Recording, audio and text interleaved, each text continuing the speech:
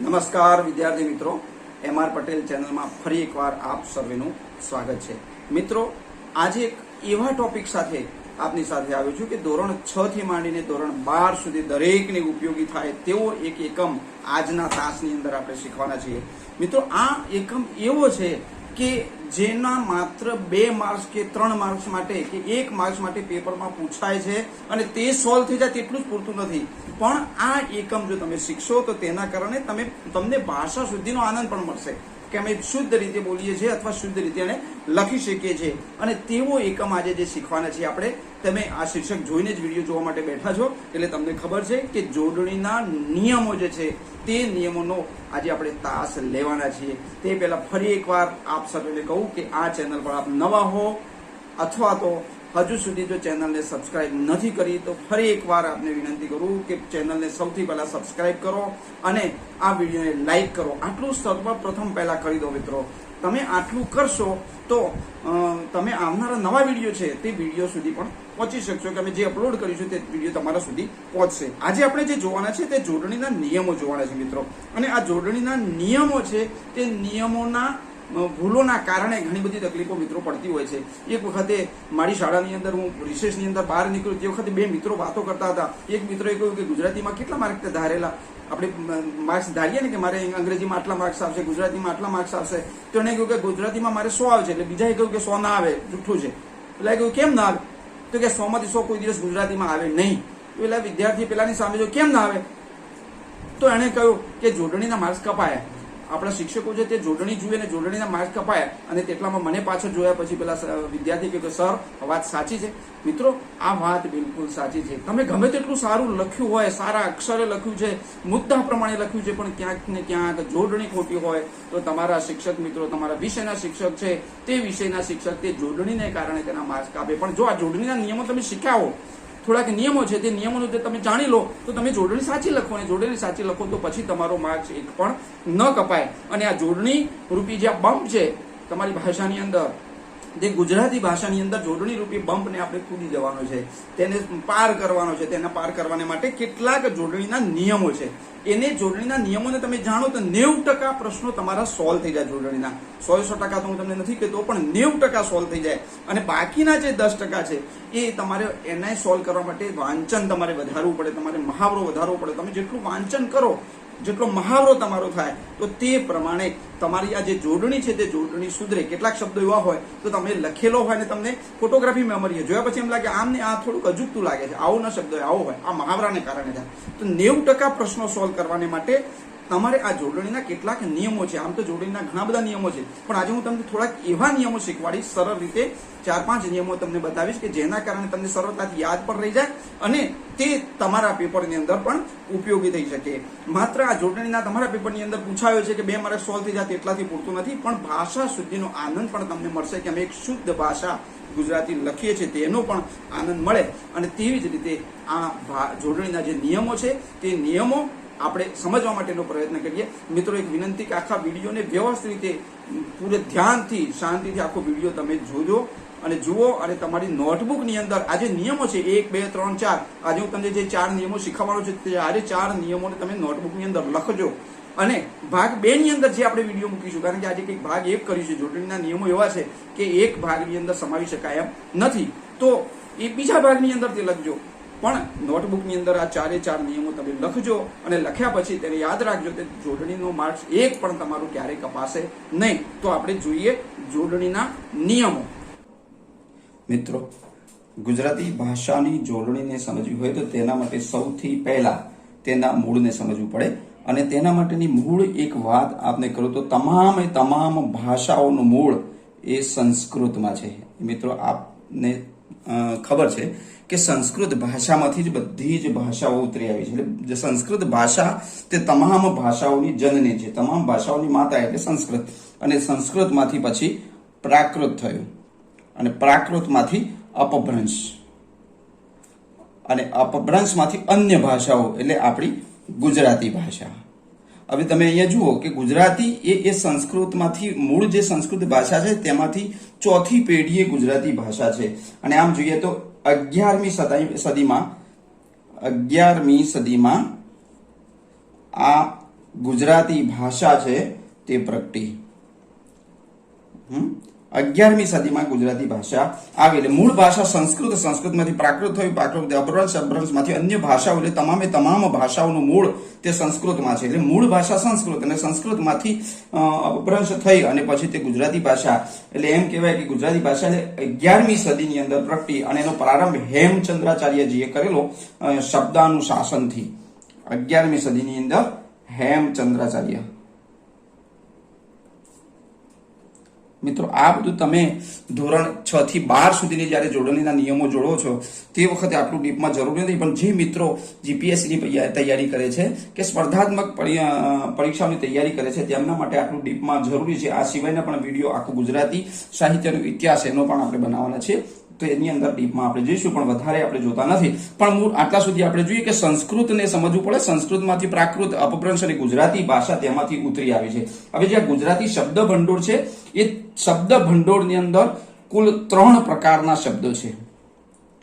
કેટલા? 3 પ્રકારના શબ્દો છે. અને આ 3 પ્રકારના શબ્દો એટલે કયા કયા શબ્દો? સૌથી પહેલો શબ્દ એટલે તત્સમ શબ્દ. બીજો પ્રકાર એટલે તદભવ શબ્દો. અને ત્રીજા છે જેને આપણે કહીએ દ્રશ્ય શબ્દો.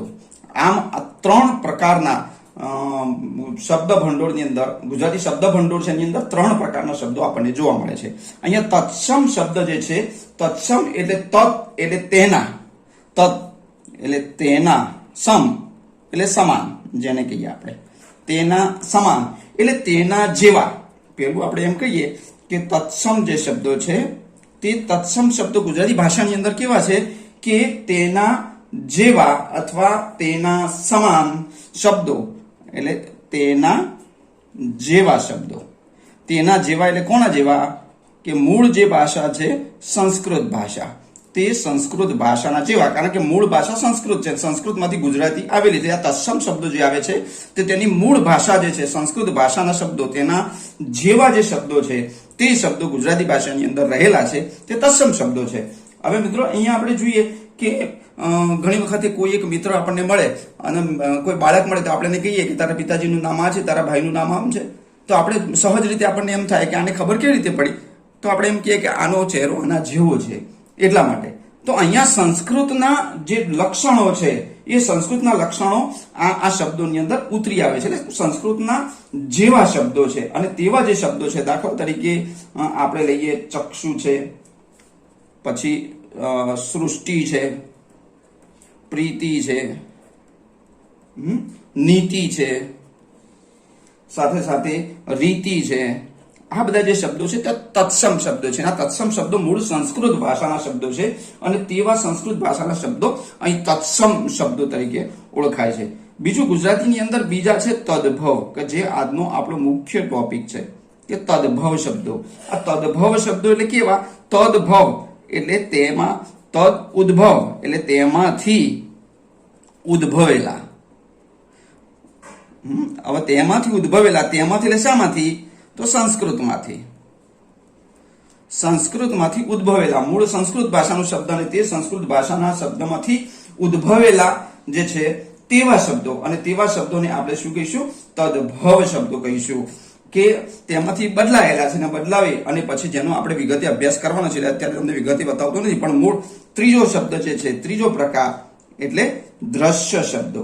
હવે આ દ્રશ્ય શબ્દો કેવા છે કે અન્ય ભાષામાંથી ઉતરી આવેલા છે, એટલે કે અન્ય ભાષી. કારણ કે આપણા મૂળ ગુજરાતીનો સ્વભાવ કેવો છે કે અતિથિ દેવો ભવ. સંજાણ બંદરે અંગ્રેજો આવ્યા તો પણ આપણે કહ્યું કે તમે આવી જાઓ, દૂધમાં સાકર ભળે તેમ ભળી જાઓ અહીંયા. તો તેવી રીતે અન્ય ભાષાના જે શબ્દો છે તે અન્ય ભાષાના શબ્દો પણ આપણી ગુજરાતી ભાષાની અંદર દેખાય છે. અને એમાં ખાસ કરીને મોટા ભાગે તમે જુઓ કે ઘરડા કોઈ કાકા હોય ને તે કાકા પણ બસની અંદર બેસે તો પેલા કંડક્ટર કે ટિકિટ આપો. હવે ટિકિટ શબ્દ છે તે ગુજરાતી નથી, ટિકિટ અંગ્રેજી શબ્દ છે. એટલે મોટા ભાગે અંગ્રેજી શબ્દો, પછી ફારસી શબ્દો છે, પછી અરબી શબ્દો છે. આવા જે શબ્દો છે, લેટિન છે, આ આવા જે શબ્દો છે તે શબ્દો ગુજરાતી ભાષાની અંદર ઉતરી આવ્યા છે તેવા દ્રશ્ય શબ્દો છે. અને આવા જે દ્રશ્ય શબ્દો છે તે દ્રશ્ય શબ્દો મૂળ અલગ અલગ ભાષાઓની અંદરથી આવેલા છે. એટલે આવા જે શબ્દો છે, આમ 3 પ્રકાર, તત્સમ, તદ્ભવ અને દ્રશ્ય, આ 3 પ્રકારના શબ્દો ગુજરાતી ભાષાની અંદર ઉતરી આવેલા છે. હવે જે આ દ્રશ્ય શબ્દો, તત્સમ શબ્દો છે, એ તત્સમ શબ્દોની અંદર કોઈ પણ પ્રકારનો આપણે ફેરફાર કરી શકતા નથી. શા માટે ફેરફાર નથી કરી શકતા? કારણ કે મૂળ સંસ્કૃત ભાષાના જેવા શબ્દો છે તે તેવા ને તેવા શબ્દો આપણે સ્વીકાર્યા છે અને તેવાના તેવા શબ્દો આપણને ઉપયોગમાં આપણે લઈએ છીએ અને તે પ્રમાણે આપણે બોલીએ છીએ. એ જ પ્રમાણે આ દ્રશ્ય શબ્દો છે, તે દ્રશ્ય શબ્દો પણ કેવા છે કે એ શબ્દો પણ આપણે જેવા છે તેવા ને તેવા તે જ ભાષાના શબ્દો જે છે, કારણ કે જે તે વિસ્તારની રીતિ રિવાજ અને સંસ્કૃતિ છે એના આધીન હોય છે અને તેમાં ફેરફાર આપણે કરી શકતા નથી. દાખલા તરીકે આપણે લખીએ છીએ કે જલેબી, તો જલેબી શબ્દ એ ગુજરાતી નથી, એ અરબી શબ્દ છે. બીજો હાઇકુ શબ્દ આપણે વાપરીએ છીએ. આ હાઇકુ શબ્દ એ જાપાનનો શબ્દ છે, જાપાની ભાષા છે. આ સોનેટ શબ્દ આપણે વાપરીએ છીએ. આ સોનેટ છે તે ઇટાલીનો શબ્દ છે. સમજો, તો આમાં આપણે ફેરફાર કરતા નથી અને તે દ્રશ્ય શબ્દો છે તે પણ જેવા છે તેવા ને તેવા આપણે સ્વીકાર્યા છે અને જેવા ને તેવા શબ્દો આપણે બીજી ભાષામાંથી આવી રહેલા છે અને બીજી ભાષાના જે શબ્દો છે, દાખલા તરીકે ઈમેલ શબ્દ છે, તો ઈમેલ અંગ્રેજી શબ્દ છે, એનો મૂળ ગુજરાતી શબ્દ વીજાણુ ટપાલ આપણે કહીએ, પણ વીજાણુ ટપાલ નથી કહેતા. આપણે એમને કહીએ કે તમે મોબાઈલની અંદર કરો કોઈ તો મેલ કરો, ઈમેલ કરો, તો સહજ રીતે આવા શબ્દોનો ઉપયોગ આપણે કરતા રહેલા છે. ત્યાં દ્રશ્ય શબ્દ છે અને એ પણ શબ્દોની અંદર આપણે કોઈ પણ પ્રકારનો ફેરફાર જોડણીમાં કરતા નથી. એટલે મૂળ આ જે 3 પ્રકારના શબ્દો છે એમાંથી તત્સમ શબ્દો અને અદ્રશ્ય શબ્દો, આ બંનેની અંદર આપણે કોઈ પણ પ્રકારનો ફેરફાર કરતા નથી. જેવા છે તેવા ને તેવા શબ્દો આપણે આપણી ગુજરાતી સાહિત્યની અંદર, ગુજરાતી ભાષાની અંદર તેનો પ્રયોગ આપણે કરતા રહેલા છે. હવે રહ્યો તદ્ભવ, કે જેનો આપણે વિગતે અભ્યાસ કરવાના છે. હવે જે આ તદ્ભવ શબ્દો છે એમાંથી જ જોડણી ઉદ્ભવે છે. એટલે જે આ તદ્ભવ શબ્દો છે સંસ્કૃતમાંથી તદ્ભવ, તેમાંથી ઉદ્ભવ પામેલા, તેમાંથી આવેલા શબ્દો. એટલે શામાંથી આવેલા? કે આ જે શબ્દો છે તે સંસ્કૃતમાંથી આવેલા છે અને એ જે સંસ્કૃતમાંથી આવેલા શબ્દોમાં આપણે કેટલાક ફેરફારો કર્યા છે. દાખલા તરીકે પાણી શબ્દ સંસ્કૃતનો છે, પાણી. હવે એની અંદર આપણે આ પ્રમાણે પાણી કર્યું.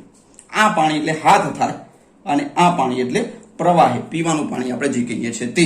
હવે અહીંયા મિત્રો જુઓ કે અહીંયા જે શબ્દ છે પાણી શબ્દ મૂળ સંસ્કૃતમાં, એમાં તદ્ભવ આપણે એમાં ફેરફાર કર્યો. તો શામાં ફેરફાર કર્યો? આ જો આ પ્રમાણે આગળ હતું એને આપણે પાછળ લઈ ગયા. આ શું છે?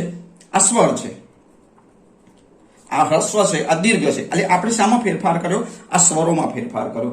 તેવી જ રીતે કેટલાક શબ્દો એવા છે કે જે શબ્દોની અંદર આપણે વ્યંજનની અંદર ફેરફારો કર્યા છે અને એ જે ફેરફાર કરેલા છે તે ફેરફારો કેવા છે? દાખલા તરીકે હું તમને કહું કે ગોળ શબ્દ લખીએ અથવા ગોર લખીએ, તો આમાં ગો અને ગો, ઓ આ સ્વર બરાબર છે પણ પાછળનો વ્યંજન શબ્દ બદલાય છે, બંનેનો અર્થ બદલાય છે. ગોર એટલે આને વર્તુળ કહી શકીએ આપણે અને આને આપણે ભૂદેવ કહીએ, ગોરમાળા જેને આપણે કહીએ છીએ તે ભૂદેવ. એટલે જો અહીંયા અર્થ બદલાય છે, આ ગોળ લખવો કે ગોર લખવો, અહીંયા વ્યંજનમાં ફેરફાર કરે. એટલે આપણે ફેરફારો શામાં કર્યા? આ વ્યંજનમાં. મિત્રો તમને સ્વર અને વ્યંજન વિશે ખ્યાલ છે, હું વધારે તમને ડિટેલ ચર્ચા કરતો નથી, પણ સ્વર કેટલા અને વ્યંજન કેટલા તમને ખબર છે. સ્વર કયા? અ, આ, ઈ, ઉ, આ બધા સ્વર છે અને ક, ખ, ગ, ગ, ચ, છ, જ, ડ, ઢ, બ, ફ, મ, ભ, ય, ર, લ, વ, શ, આ બધા જે છે તે બધા વ્યંજનો છે.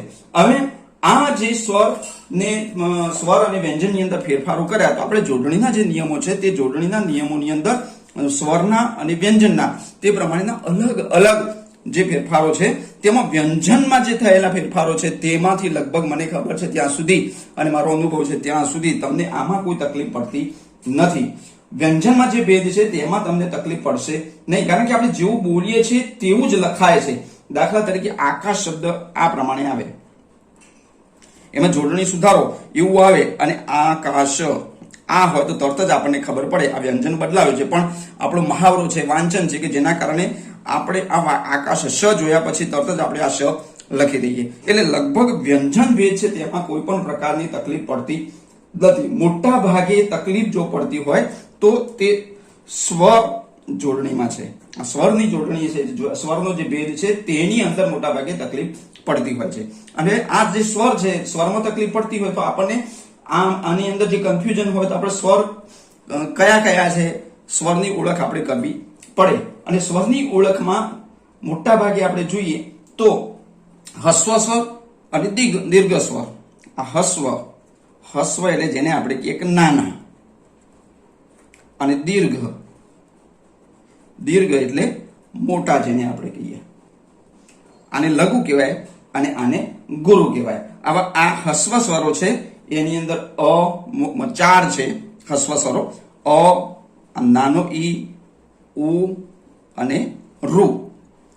દીર્ઘ જે સ્વરો છે તે દીર્ઘ સ્વરોની અંદર આ આવે, આ મોટી ઈ આવે, મોટું ઉ આવે, આ ઈ ઉ, પછી એ, ઓ, ઔ, ઐ, અંગ, અહ.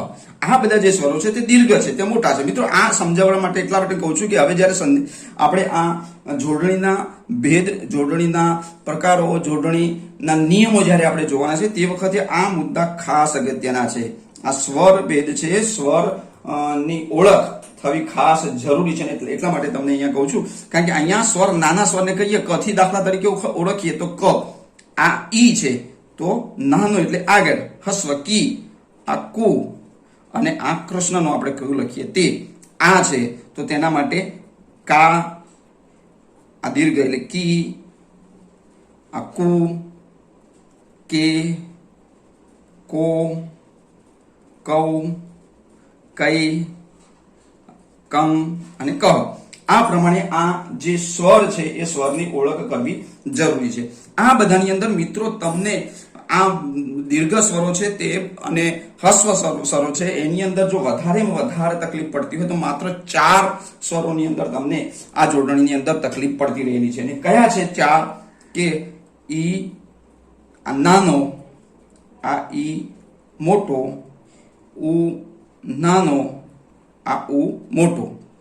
ઈ નાનો એટલે જેને આપણે રસ્વ કહીએ, આગળ કરીએ છીએ.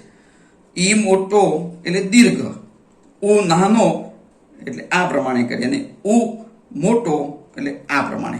આ 4 જે તમે હસ્વ અને દીર્ઘ કરો છો એ હસ્વ અને દીર્ઘની અંદર મોટા ભાગે તકલીફો પડતી હોય છે. એટલે તેને સમજવા માટે મુખ્યતઃ આપણે જોઈએ કે જે આ જોડણીના નિયમો છે તે નિયમોમાં મુખ્યત્વે 4 જે અલગ અલગ પ્રકારો છે, અલગ અલગ રીતે જોડણીના નિયમો કરવામાં આવે છે તેને સમજવા પડે. અને તે છે સૌથી પહેલા ઉચ્ચારણગત છે, અક્ષરગત છે, સંયુક્તાક્ષર છે એટલે કે જોડાક્ષરો આવે તે છે, અનુસ્વાર વાળા શબ્દો છે તે. અને આ 4 છે, આમ તો 7 છે. અંગ સાધક પ્રત્યય પણ છે, અંગ્રેજી છે, અનુસ્વારના નિયમો છે. આ પ્રમાણે 7 અલગ અલગ છે. પણ મુખ્યતઃ મોટા ભાગે આ જે 4 ને જો તમે સમજો તો મને લાગે છે કે કોઈ તકલીફ તમને પડશે નહીં. અને આવા જે 4 છે તે પૈકીનો સૌથી પહેલો જો કોઈ હોય તો તે છે ઉચ્ચારણગત. હવે આ ઉચ્ચારણગત જોડણી છે એટલે કે ઉચ્ચારણને કારણે જે થતી એનો નિયમ છે. હવે નિયમોને સમજવા માટેનો પ્રયત્ન કરીએ. હવે તમે તમારી નોટબુકની અંદર આને લખવાનો પ્રયત્ન કરો અને લખી અને આને સમજો કે જોડણીના નિયમમાં સૌથી પહેલા ઉચ્ચારણગતને આપણે જોઈએ કે ઉચ્ચારણને આધારે થતી રહેલી જે જોડણી છે તે જોડણીની અંદર નંબર 1 કે સામાન્ય રીતે શબ્દને અંતે આવતો ઈ એ દીર્ઘ હોય છે. દીર્ઘ એટલે મિત્રો મોટો, અને મોટો એટલે પાછળ આવે, જેને આપણે દીર્ઘ કહીએ. કોઈ પણ શબ્દ આમ લગાડો, ક લગાડો તો કી લગાડીએ અને પાછળ કરીએ અને મોટો કહેવાય, દીર્ઘ કહેવાય. દીર્ઘ એટલે મોટો અને હસ્વ એટલે નાનો. હવે અહીંયા શબ્દ સામાન્ય રીતે શબ્દને અંતે આવતો શબ્દ હોય એના અંતમાં જ કોઈ પણ અક્ષર આવે અને એમાં જો ઈ લાગતો હોય સ્વર તો તે દીર્ઘ આવે. દાખલા તરીકે આપણે ઉદાહરણ સાથે સમજીએ. દીર્ઘ ઈ, સખી. જો અહીંયા દીર્ઘ આવ્યો, ખને દીર્ઘ છે. સખી, ગળી છે દીર્ઘ, ખાલી, અને અંતમાં આવતો રહેલો ઈ છે, લ ને ઈ જોડાયો છે સ્વર એટલે ખાલી. આ પ્રમાણે દીર્ઘ આવશે. શીશી, આ પાછળનો પણ સી જે છે છેલ્લો અક્ષર છે, છેલ્લા અક્ષરને દીર્ઘ આવે. દૂધી આ પ્રમાણે લખાય, દૂધી આ પ્રમાણે લખીએ આપણે તો આ ખોટું છે. એ પ્રમાણે ડાળી, અને અળ છે અંતમાં આવે છે, અંતમાં આવતો રહેલો જે અક્ષર છે તે કેવો હોય? દીર્ઘ હોય. અહીંયા કીડી, અહીંયા ડી છે તો અંતમાં ડ છે અને ડ ને ઈ સ્વર લાગે છે એટલે એને કીડી આપણે એને દીર્ઘ કર્યું છે. તે પ્રમાણે ઘંટી. જો આ બધા જ શબ્દો એવા છે કે જેના અંતમાં છેલ્લો અક્ષર, શબ્દને અંતે આવતો અક્ષરને ઈ સ્વર જો લાગતો હોય તો તે બધા જ ઈ દીર્ઘ થાય. આ એક પહેલા નંબરનો નિયમ તમે તમારી નોટબુકની અંદર લખી લો કે સામાન્ય રીતે શબ્દને અંતે આવતો ઈ સ્વર, વ્યંજનની સાથે સ્વર જોડાયેલો હોય અને તે સ્વર ઈ જો આવતો હોય તો તે હંમેશા દીર્ઘ જ હોય. પણ મિત્રો ઘણી વખત તમે એમ કહો કે સર આ પ્રીતિ છે એમાં તો છેલ્લો શબ્દ છે તો હસવા આવે છે, આ રીતિ છે તો એમાં તો હસવા આવે છે, આગળ છે એટલે હસવા આવે, સૃષ્ટિ છે, નીતિ છે, આવા જે શબ્દો છે તે શબ્દોમાં તો આગળ આવે છે એટલે કે હસવા છે. તો મિત્રો પહેલા જ મેં તમને અગાઉ કહ્યું કે જે તત્સમ શબ્દો છે આ બધા છે તત્સમ શબ્દો છે, મૂળ સંસ્કૃત ભાષાના શબ્દો છે અને સંસ્કૃત ભાષાના જે શબ્દો છે તે શબ્દોમાં આપણે ફેરફાર કરી શકતા નથી.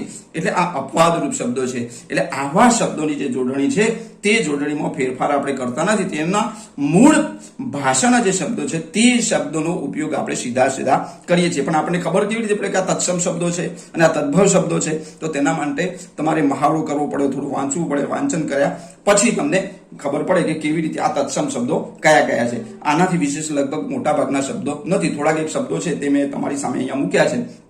આવા તત્સમ શબ્દો છે કે જેની પાછળ છેલ્લો અક્ષર ઈ સ્વર આવતો હોવા છતાં તે દીર્ઘ ન હોવા નથી પરંતુ હસ્વ છે. મિત્રો બીજા નંબરનો છે કે આ ઉચ્ચારણગત આપણે જોતા રહેલા છે જોડણીના નિયમો. એમાં પહેલું સામાન્ય રીતે શબ્દને અંતે આવતો ઈ દીર્ઘ હોય છે. બીજું કે સામાન્ય રીતે શબ્દમાં ય પહેલાનો ઈ એ હસ્વ આવે. શબ્દ તમે જ્યારે લખો અને એમાં ય આવતો હોય, યમાં પછી યા પણ હોય, યો પણ હોય, ઈ પણ હોય, યુ પણ હોય, યુ પણ હોય. એટલે ય જે છે તે ય ના પહેલાનો, એટલે ય કોઈ પણ જગ્યાએ શબ્દમાં આવે છે અને એના પહેલા જો કોઈ ઈ આવતો હોય તો તે હંમેશા હસ્વ આવે. હસ્વ એટલે કેવો? નાનો. એટલે એને આ ક છે તો ક ને હસ્વ આ પ્રમાણે લખાય. આગળ આપણે કરીએ હસ્વ. આપણે સરળ ભાષાની અંદર આપણી બોલીની અંદર આપણે કહીએ છીએ ને રસ્વ, રસ્વ બોલીએ છીએ અને દીર્ઘ બોલીએ છીએ. દીર્ઘઈ જેને આપણે કહીએ છીએ કે દીર્ઘઈ કરો, રસ્વઈ કરો. રસ્વઈ શબ્દ આપણે બોલતા રહે. રસ્વઈ એટલે હસ્વ. આ હસ્વ છે રસ્વઈ આપણે જે શબ્દ બોલીએ છીએ તે. હવે આ તળપદો ભાષાની અંદર આપણે બોલતા હોય રસ્વઈ, એ રસ્વઈ. આ હસ્વ છે આગળ આવે પણ ક્યારે? કે શબ્દમાં ય પહેલાનો ઈ. ઉદાહરણ સાથે આપણે સમજીએ કે અહીંયા જુઓ સાથીયો, અહીંયા ય છે તો એના પહેલો ઈ આવે છે. અહીંયા કે જે વ્યંજનની સાથે જે સ્વર જોડાયેલો છે તે ઈ સ્વર જોડાયો છે. થી, થ વત્તા ઈ એટલે થી, એટલે સાથીયો. અહીંયા રસ્વ થયો, આગળ થયો. સાથીયો આપણે લખીએ આપણે તો આ ખોટું છે. સાથીયો આ પ્રમાણે લખાય કે એને રસ્વ આવે. બીજું હોશિયાર, અહીંયા ય આવ્યો છે. ય એટલે એની આગળનો જે શબ્દ છે આગળના અક્ષરને ઈ સ્વર લાગેલો છે એટલે આ હસ્વ થશે, નાનો થશે. એ પ્રમાણે પખવાડિયું, આ યુ ય લાગ્યો છે, યની આગળનો અક્ષર છે અને તેને ઈ છે એટલે ઈ હસ્વ આવે. એ પ્રમાણે અહીંયા દરિયો શબ્દ છે, ય છે તો યની આગળનો અક્ષર ઈ આવે છે એટલે ઈ હોય સ્વર તો એ હસ્વ થાય, રસ્વઈ થાય. એ પ્રમાણે અહીંયા છે સહિયર. આ સહિયરમાં પણ તમે જુઓ ય છે તો યની આગળનો અક્ષર છે અને આગળના અક્ષરની અંદર અહીંયા તમે મિત્રો જુઓ કે ય ની આગળ ઈ છે તો ઈ કેવો આવે? આ પ્રમાણે આપણે સહિયર આ લખો તો ખોટું છે. અહીં એ પ્રમાણે પ્રિય છે, યની આગળનો ઈ આવે છે અને ઈ હસ્વ છે. એટલે એ પ્રમાણે ઉચ્ચારણગત આમાં આ મુખ્ય બે બાબતો છે ને તે બંને પ્રકારો તમે સમજી ગયા છો કે જોડણીના નિયમોમાં ઉચ્ચારણગત જે ભેદ છે તેમાં સામાન્ય રીતે શબ્દને અંતે આવતો ઈ. આ બે મુદ્દાઓ મિત્રો લખી રાખો. સામાન્ય રીતે શબ્દને અંતે આવતો ઈ એ દીર્ઘ જ હોય. 2 અક્ષરનો હોય, 3 અક્ષરનો, પણ અંતમાં જ્યારે આવતો હોય અને ઈ સ્વર લાગતો હોય તો એમાં દીર્ઘ લખી દેવાનો, પાછળની સાઈડથી દીર્ઘ કરવાનો, અપવાદરૂપ શબ્દોને બાદ કરતા. બીજું કે યના પહેલા કોઈ પણ જગ્યાએ ય આવતો હોય ને યના પહેલા ઈ જો કોઈ આવતો હોય તો તે હંમેશા નાનો કરવાનો, યની આગળ રી રસ્વ કર્યો છે, આમાં પણ આપણે રસ્વ કર્યો છે, આમાં પણ રસ્વ કર્યો છે અને આમાં પણ રસ્વ કર્યો છે, હસ્વ કર્યો છે આપણે. એટલે એ પ્રમાણે ઉચ્ચારણગત જે નિયમો છે એ નિયમોની અંદર બે બાબતોનો આપણે સારી રીતે સમજવાનો પ્રયત્ન આપણે કર્યો છે. બીજું ઉચ્ચારણગતની સાથે સાથે બીજો અક્ષરગત. અક્ષરગત એટલે કે માની લો કે એક અક્ષરના શબ્દ હોય, બે અક્ષરવાળા હોય, ત્રણ અક્ષરવાળા હોય, 4 કે 5 અક્ષરવાળા શબ્દો હોય, તો તે શબ્દોની અંદર આપણે જોડણીના નિયમો કયા કયા લાગુ પડે તેની જો આપણે ચર્ચા કરીએ, કારણ કે મૂળ આપણે 4 મુદ્દાઓને સમજવાના છે. એક ઉચ્ચારણગત, બીજો અક્ષરગત, ત્રીજો સંયુક્તાક્ષર અને અનુસ્વાર વાળા શબ્દો. આવા 4 અલગ અલગ પ્રકારોને આપણે સમજવાના છે. તેમાં ઉચ્ચારણગત પહેલું છે. ઉચ્ચારણગતમાં 2 બાબતોને આપણે જોઈ. હવે આપણે જોઈએ અક્ષરગત. હવે આ અક્ષરગત છે કે શબ્દમાં અક્ષરનું સ્થાન છે એના આધારે આપણે તેને ઓળખીએ છીએ. કેટલા અક્ષરવાળા છે તેના પર. અહીંયા તમે જુઓ કે એક અક્ષરવાળા અક્ષરગતમાં આ નંબર આપણે 2 લીધો. પહેલો નંબર આપણે લીધો તો કયો લીધો કે ઉચ્ચારણગત. ઉચ્ચારણને લીધે એમાં 2 આપણે જોયા. ઈ હોય તો દીર્ઘ હોય છેલ્લો અને યના પહેલાનો હોય તો હસ્વ ઈ હોય. હવે આ અક્ષરગત. તો આ અક્ષરગત છે એમાં એક અક્ષરવાળા માની લો કે કોઈ પણ શબ્દો આવે તો સમજી લેવાનું કે સામાન્ય રીતે અનુસ્વાર વગરના, આમ હંમેશા મિત્રો યાદ રાખવાનું, અનુસ્વાર વગરના. અનુસ્વાર એટલે કોને અનુસ્વાર કહેવાય? દાખલા તરીકે આપણે લખીએ છીએ મુંબઈ, તો આ મુંની ઉપર બિંદી કરી છે, આ બિંદી છે અનુસ્વાર છે. આવા અનુસ્વાર વગરના એકાક્ષરી એક જ અક્ષરનો શબ્દ હોય તો ઈ કે ઉ બંને હોય તો દીર્ઘ હોય. દીર્ઘ એટલે મોટા. ઈની અંદર આપણે જોઈએ દીર્ઘ ઈ એટલે મોટી ઈ, અને મોટી ઈમાં પાછળ લાગે. ખ્યાલ આવે? આ ક હોય તો કને કી આવી રીતે લખાય અને દીર્ઘ કહેવાય, મોટી.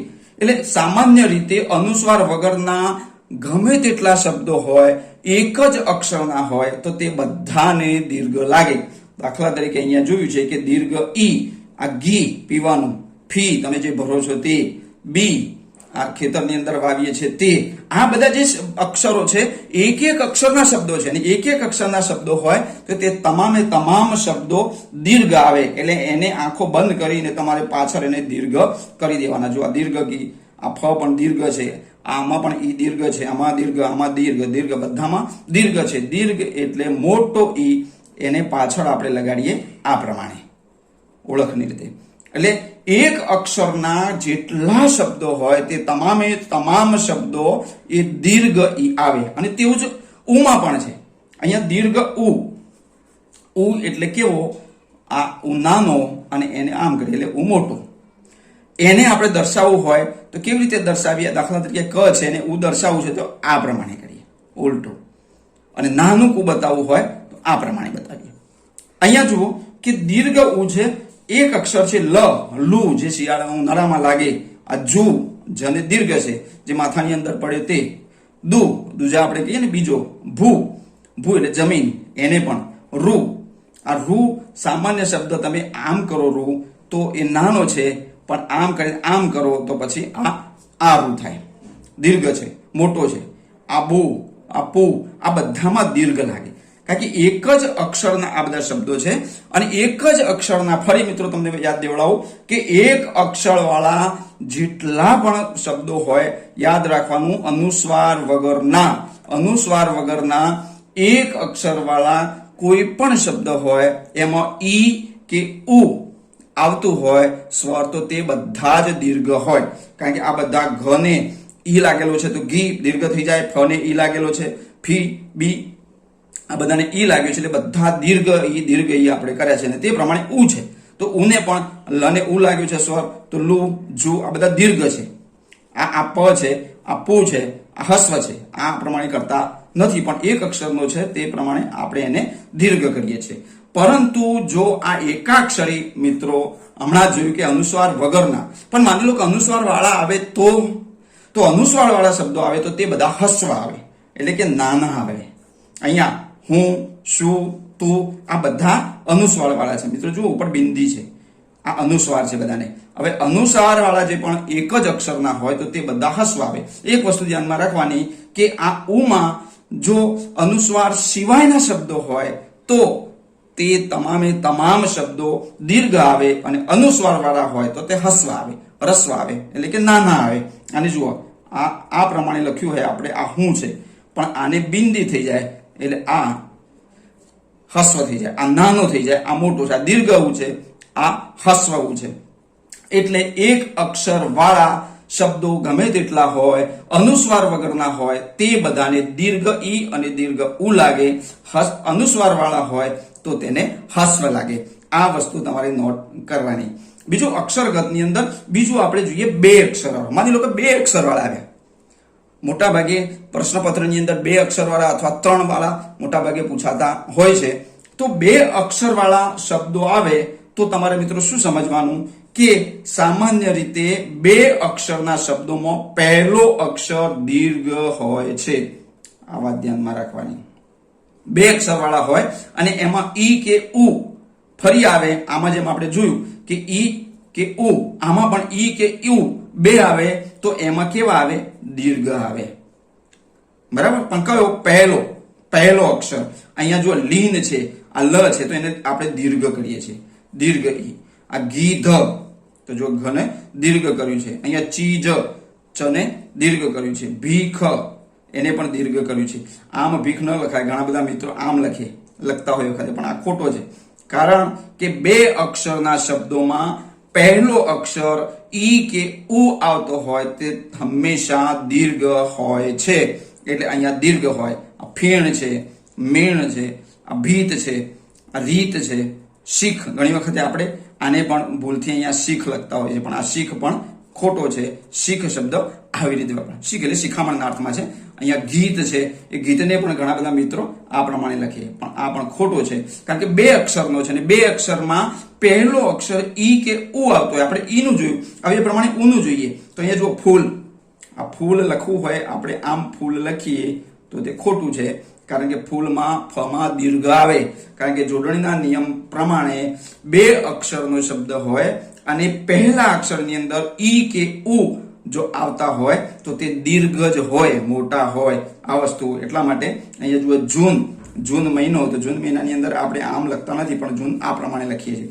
દૂરનું જોવું હોય તો દૂર, બે અક્ષરનો છે, પહેલામાં ઉ આવે છે એટલે દીર્ઘ આવે.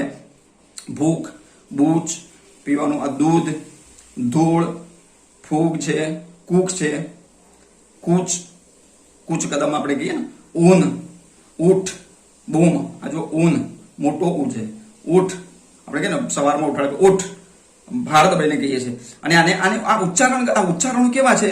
જે દીર્ઘ છે તેના પર વજન દઈ અને આપણે બોલે ઊઠ, ઊઠ, ઊન, બૂમ, ફૂલ, જૂન, દૂર, બૂચ. આ વજન દઈએ છીએ અને એટલા માટે આ બધા દીર્ઘ છે મિત્રો. લીન, ચીજ, મેણ, શીખ, રીત, આ બધા જે શબ્દો છે એ બે અક્ષર વાળા છે. અને બે અક્ષર વાળા જે શબ્દો છે તે બે અક્ષર વાળા શબ્દોમાં પહેલો અક્ષર ઈ કે ઉ આવતો હોય તો તે હંમેશા દીર્ઘ એટલે કે મોટો હોય. એની પાછળ આ પ્રમાણેની નિશાની આપણે કરવાની.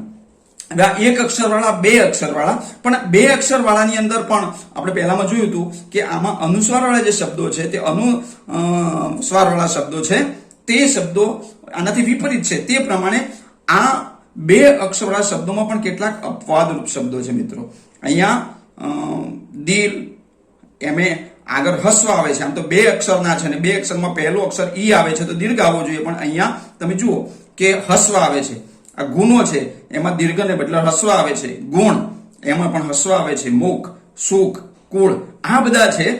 આ બધાની અંદર તમે જુઓ કે પહેલો અક્ષર ઈ અને ઉ હોવા છતાં પણ હસ્વ આવે છે. અપવાદરૂપ છે. કેમ? કારણ કે આ શબ્દો દ્રશ્ય શબ્દો છે, અન્ય ભાષી શબ્દો છે, ફારસી, અરબીમાંથી આવેલા શબ્દો છે અને તેમાં પણ આપણે ફેરફાર કરતા નથી. શરૂઆતના નિયમોની અંદર મેં તમને તત્સબ, તદભવ અને દ્રશ્ય શબ્દો સમજાવ્યા. તેની અંદર આ શબ્દો બહારની ભાષાના છે, તે ભાષાના અપવાદરૂપ આટલા શબ્દો તમે નોંધી રાખજો કે આ શબ્દો આવે તો તેને આપણે હસ્વ લખી શકીએ. આ પ્રમાણે આપણે બે બાબતો જોઈ જોડીના નિયમોમાં. એક ઉચ્ચારણગત અને અક્ષરગતમાં. ઉચ્ચારણગતની અંદર બે બાબતો આપણે જોઈ. પહેલી બાબત જોઈ કે સામાન્ય રીતે શબ્દને અંતે આવતો ઈ, બે હોય, બે અક્ષરનો, 3 અક્ષરનો, અને છેલ્લો અક્ષર હોય એ ઈ આવતો હોય તો તે દીર્ઘ હોય. બીજા નંબરે આપણે જોયું કે સામાન્ય રીતે શબ્દમાં ય આવતો હોય, યતિનો ય, અને એના પહેલાનો ઈ આવતો હોય તો તે હંમેશા હસ્વ આવે. જેમ કે આપણે સાથીઓ જોયું, હોશિયાર, પખવાડિયું, દરિયો, આ શબ્દો આપણે હમણાં જોયા. અને બીજા નંબરે આપણે જોયું અક્ષરગત શબ્દ. એટલે અક્ષર કેટલા? એક અક્ષરવાળા, બે અક્ષરવાળા. એક અક્ષરવાળો હોય તો તેની અંદર પણ આપણે જોયું, બે અક્ષરવાળો તેને શું કરી શકો તે આપણે જોયું. પણ માની લો કે 3 અક્ષરવાળા આવ્યા, કે 3 અક્ષરવાળો શબ્દ હોય, અથવા તો 4 અક્ષરવાળો શબ્દ હોય, 5 અક્ષરવાળો શબ્દ હોય, એથી વધારે શબ્દો મને લાગે છે ત્યાં સુધી ન હોય. કારણ કે વધુમાં વધુ 4 અથવા 5 અક્ષરના શબ્દો હોય. તમે એમ કહેશો કે હેમચંદ્રાચાર્ય સર, આ તો 5, 6, 7 અક્ષરના શબ્દો છે, પણ એમાં 2 શબ્દો હેમ, ચંદ્ર અને આચાર્ય, 2-3 શબ્દો જોડાયેલા છે, સામાસિક છે. તમે સમાસ ભણ્યા છો, અલગ અલગ પદ ભેગા કર્યા પછી એક નવો શબ્દનું નિર્માણ કરે તે સમાસની વાતો તમે આગળ ભણેલા છો, અને ન ભણ્યા હોય તો આપણા વિડીયો સમાસના છે તે જોઈ લેજો. પણ મોટા ભાગે અક્ષરો છે એ 4 થી 5, 5 થી વધારે હોતા નથી શબ્દમાં. એટલે આપણે 4 અક્ષરવાળા શબ્દો સુધી જોઈશું. અહીંયા તમે મિત્રો જોયું, અને એ પછી આપણે અનુસ્વારવાળા, સંયુક્ત અક્ષરો, જોડાક્ષરો, એમાં નિયમો કેવા લાગે તે પણ આપણે જોવાના છીએ. પણ અહીંયા વિડીયો ખૂબ લાંબો થઈ રહ્યો છે એટલે અત્યારે હું વિરામ આપું છું તમને. અક્ષરગત માં 1 અક્ષરવાળા અને 2 અક્ષરવાળા આટલું જ આપણે ભણીશું આજે. અને બાકીનું 3 અક્ષરવાળા, 4 અક્ષરવાળા, અને એ પછી જેમ અહીંયા ઉચ્ચારણગત ને અક્ષરગત જોયું તે પ્રમાણે જોડાક્ષર અને અનુસ્વારવાળા આ 2 બીજા પ્રકારો આપણે જોવાના છે. એ આવનારા નવા વિડીયોની અંદર આપણે જોઈશું. તો મિત્રો ફરી જ્યારે મળીશું નવા વિડીયોની અંદર, તો તે વખતે નવા તાસની અંદર આપણે 3 અક્ષરવાળા અને 4 અક્ષરવાળા શબ્દો જોઈશું.